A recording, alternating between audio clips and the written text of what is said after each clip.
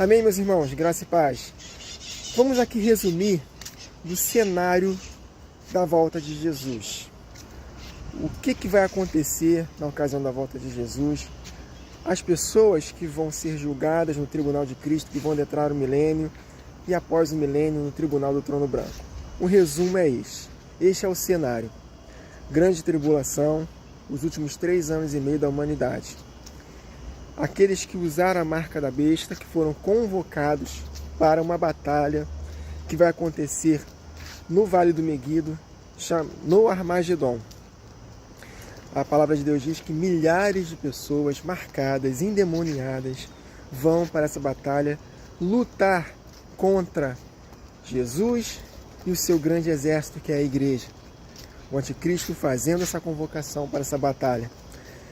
E esse exército de milhares e milhares de pessoas endemoniadas vão lutar contra a igreja de Jesus. E aí Jesus, quando retorna após o arrebatamento, primeiro acontece o arrebatamento, os que estiverem vivos serão transformados e os que morreram em Cristo ressuscitarão primeiro. E juntos serão arrebatados para o encontro com o Senhor nos ares e depois retornam com Jesus para reinar nesta terra. Mas antes haverá essa batalha. E Jesus, sozinho, pisará o lagar do furor da ira de Deus. Todos esses marcados pela besta morrerão. E irão para o Hades, aguardar o término do milênio para ressuscitarem, serem julgados no trono branco e lançados no lago de fogo.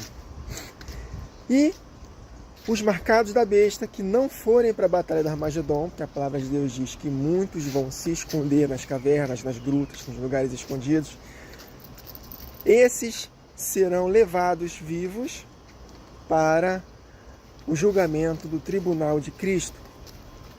E todos esses, juntamente com o anticristo, serão lançados vivos no lago de fogo que arde enxofre.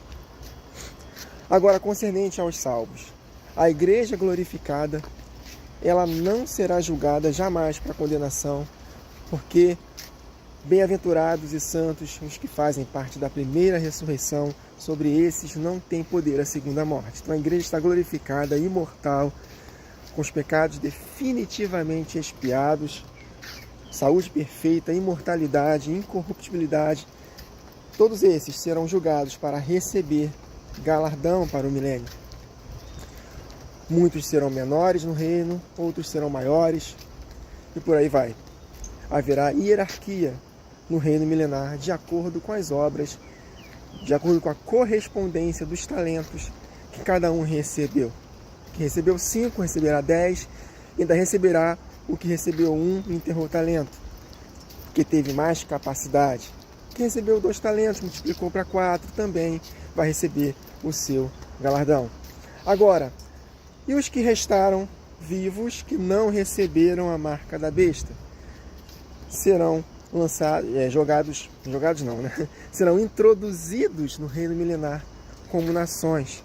Porque esses que não nasceram de novo, que não se tornaram novas criaturas, mas que se arrependeram com a pregação das 2 testemunhas na última semana e ajudaram as 2 testemunhas. Lembra que Jesus falou isso em Mateus 25? Tive fome, me deste de comer, tive sede, me deste de beber, era estrangeiro, me hospedaste, era nu, me vestiste, estava na prisão, me visitaste. Aí Jesus fala para eles. Aí eles vão perguntar para Jesus, mas quando é que nós fizemos isso? E Jesus fala, se vocês fizeram para um desses meus pequeninos, a mim me fizeram. Então vinde, benditos de meu Pai, possui por herança o reino que vos está preparado desde a fundação do mundo. Então, essas nações, essas pessoas que não tiveram seus corpos glorificados, mas que fizeram bem à igreja na última semana, ouviram a voz das testemunhas, perseveraram no deserto nos últimos 3 anos e meio, esses vão adentrar ao reino milenar, vivos, sem os corpos glorificados, para povoar o milênio. Juntamente com todas as crianças, Jesus não falou isso? Das tais ao reino de Deus? vinde a mim as crianças, das tais ao reino, não as crianças que morreram antes da volta de Jesus. Estas só vão ressuscitar no final do milênio, porque elas não têm capacidade para serem reis e sacerdotes com os corpos glorificados no milênio. Mas as que estiveram vivas no final da grande tribulação, elas vão entrar no milênio, independente se seus pais aceitaram a marca da besta ou não, porque são crianças, não sabem discernir o que é certo e o que é errado. Então elas vão adentrar o reino de Deus, juntamente com as outras demais nações, pessoas que não terão seus corpos glorificados, e essas pessoas vão repovoar a terra. Por quê? Porque no milênio haverá casamentos, no milênio haverá procriação, no milênio haverá pessoas que vão trabalhar, com pessoas que vão ter longevidade, mas vão morrer. Vai haver pecado no milênio para essas nações que restarão. Já para a igreja não, a igreja está glorificada. Então mais uma classe de pessoas que vai entrar no milênio. A igreja glorificada e as nações. E no meio dessas nações haverá uma outra classe, uma classe de judeus de sangue que reconhecerão tardiamente o Filho e chorarão amargamente, como quem chora por um filho unigênito. E cada família à parte. Está em Zacarias capítulo 12, queridos, escrito isso. Então esses judeus, eles vão administrar um templo que será construído no milênio. Está escrito em Ezequiel, dos capítulos 40 a 48. Judeus de sangue, que não terão os seus corpos glorificados, porque reconhecerão tardiamente a Jesus, mas não usaram a marca da besta. E após o reino milenar, Satanás será solto novamente para enganar as nações. E milhares de pessoas serão enganadas, queridos, mesmo com Jesus reinando nesta terra por 1000 anos. E não vai haver nenhuma... Ele vai convocar novamente para uma batalha. Primeiro, Gog e Magog, que é a batalha no Armagedon, quando Jesus arrebatou sua igreja. O anticristo convocou milhares de pessoas para essa batalha. Jesus matará todos. E após o milênio, uma outra batalha do Gog e Magog. Outra batalha que se chamará Gog e Magog. São essas nações que estavam no milênio, que serão provadas e serão reprovadas, porque Satanás vai seduzi-las novamente. Porque Satanás será solto novamente para enganar essas pessoas. E aí fogo cairá do céu e consumirá a todos. Morrerão e ressuscitarão no tribunal do trono branco para serem julgados e lançados no lago de fogo, juntamente com Satanás, todos os seus anjos e toda aquela região do mundo dos mortos. E todas as crianças, deficientes mentais, crianças abortadas, todas essas ressuscitarão nesse tribunal do trono branco e sequer passarão por julgamento, entrarão na eternidade.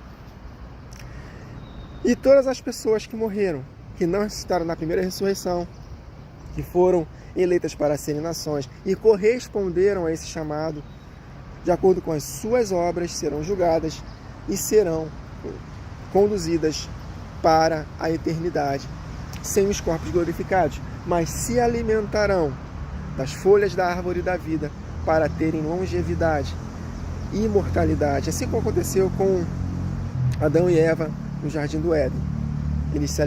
Se eles se alimentassem da árvore da vida, eles viveriam eternamente naquela condição. Por isso que Deus expulsou Adão e Eva do Jardim do Éden, para que eles não vivessem naquela condição eternamente. Mas as nações, após o julgamento do tribunal do trono branco, elas terão que se alimentar dessa árvore para viverem eternamente. Diferente da igreja, que já estará com seu corpo glorificado, não terá nenhuma condição mais de morrer. É eterno. Terá acesso à Nova Jerusalém. E essa Nova Jerusalém, ela descerá após o milênio, que é o céu, o Pai, todos os exércitos do céu, os serafins, os querubins, os arcanjos, os 24 anciãos, os 24 anciãos, os 4 seres viventes, todo aquele ambiente do céu descerá. A Nova Jerusalém descerá, se difundirá com a terra, e Deus será tudo em todos, porque Deus estará com os homens. E aquela cidade é uma cidade quadrangular, que tem as suas medidas, só terá acesso àquela cidade os glorificados. E as nações, elas não terão acesso. Para viver eternamente, elas terão que se alimentar dessa árvore da vida. Esse é o panorama, queridos, do tempo do fim. São as classes de pessoas que vão estar nesse panorama. Vocês conseguiram compreender? Então vou resumir aqui. Últimas semanas de Daniel, os últimos 7 anos da humanidade. Primeira metade, a igreja, as 2 testemunhas, receberá uma chuva serôdia que vai capacitá-la para fazer obras iguais, até maiores que Jesus fez.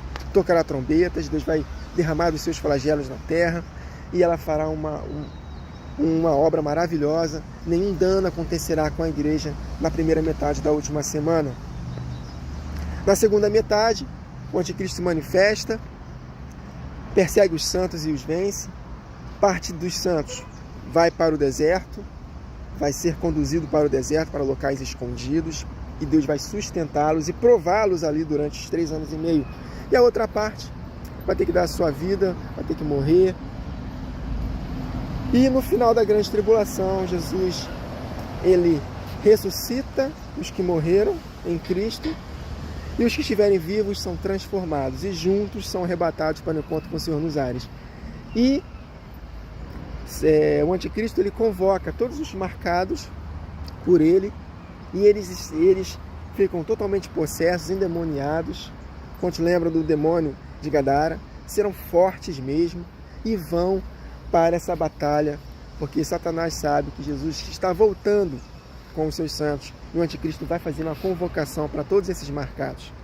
E quando Jesus volta, ele sozinho pisa no lagar do furor da ira de Deus e mata todos eles.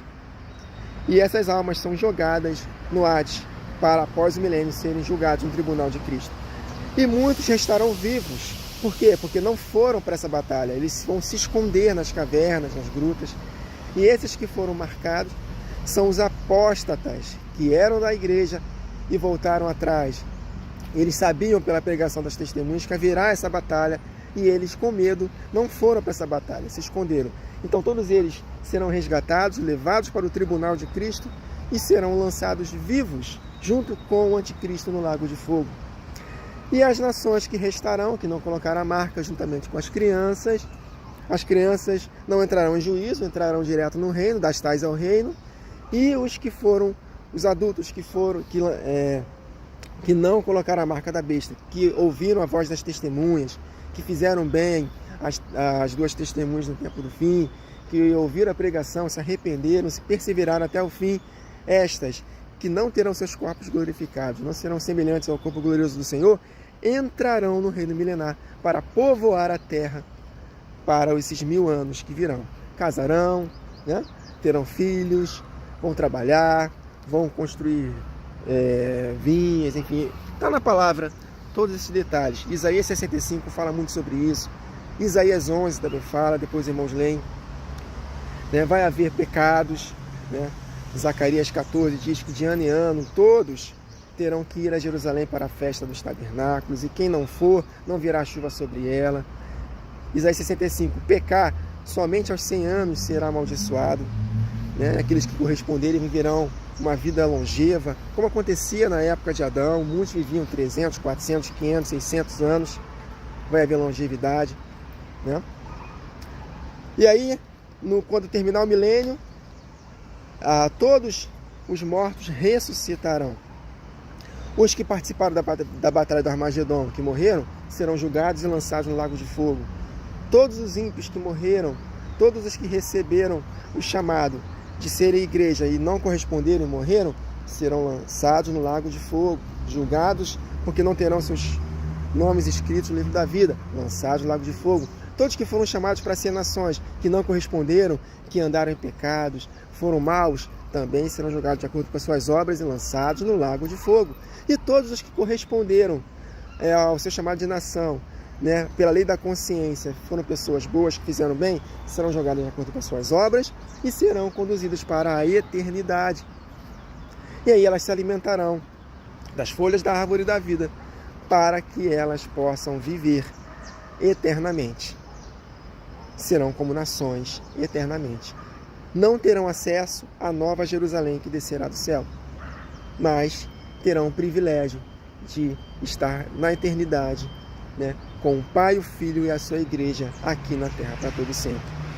E a igreja, né, ela será glorificada eternamente com o Senhor Jesus, desde a sua vinda e para todo sempre.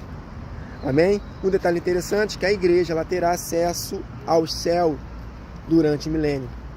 Quando te lembra da escada de Jacó, os anjos de Deus subiam e desciam sobre o Filho do Homem. Ali é um contexto, queridos, escatológico, porque ali Jacó lhe fez um voto a Deus, de tudo que ele desse para ele daria o dízimo. Só que em vida, Jacó nunca deu dízimo de nada, porque era profético. Está falando acerca da semente dele, que viria Jesus Cristo e a sua igreja. Jesus Cristo foi o grão de trigo que caiu na terra, morreu e não ficou só, mas quando ressuscitou, trouxe consigo muitos frutos, e Jesus foi feito primícias dos que dormem. E o mistério, que nem todos morreremos, mas transformados seremos todos. Então Cristo é a cabeça e o seu corpo glorificado. Ali Jacó oferecerá esses frutos para o Senhor, na ocasião da volta dele. E nós teremos esse privilégio de ser assunto ao céu, assim como Jesus foi assunto ao céu com seu corpo glorioso. Então, se nós teremos o mesmo corpo, semelhante ao corpo glorioso do Senhor, nós teremos esse poder de ser assunto ao céu e no reino milenar.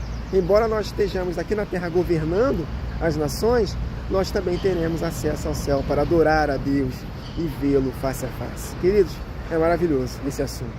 Então, deu para compreender o panorama do tempo do fim, as classes de pessoas que vão adentrar no milênio, as classes de pessoas que vão adentrar a eternidade, os que serão jogados no lago de fogo no tribunal de Cristo, os que serão jogados no lago de fogo no tribunal do trono branco, as nações que serão absolvidas, as que restarem vivas no tribunal de Cristo, que vão adentrar o milênio, as nações que vão adentrar a eternidade, que morreram no tribunal do trono branco, e todos os apóstatas que estiverem vivos, marcados no tribunal de Cristo, lançados vivos no lago de fogo, e todos os apóstatas que morreram nessa condição serão julgados e lançados no lago de fogo, e as nações que corresponderam, mas que morreram, serão julgados no tribunal de Cristo, de acordo com as suas obras, e serão conduzidas à eternidade.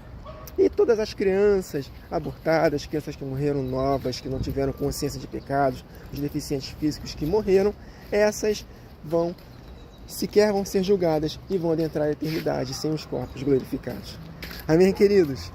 Então, esse assunto é maravilhoso e nós precisamos compreender todo esse cenário do tempo do fim e da eternidade para que nós possamos nos preparar e preparar a outros e nos alegrar na esperança da glória de Deus, se nós perseverarmos até o fim. E temer a Deus, se nós voltarmos atrás, nós poderemos ser jogados, sim, no lago de fogo e enxofre. Então, ao mesmo tempo que é um privilégio, gera em nós uma esperança, gera em nós também uma responsabilidade e um temor, para que nós não possamos jamais retroceder para a perdição. Amém, queridos? Que possamos perseverar até o fim. Maranata!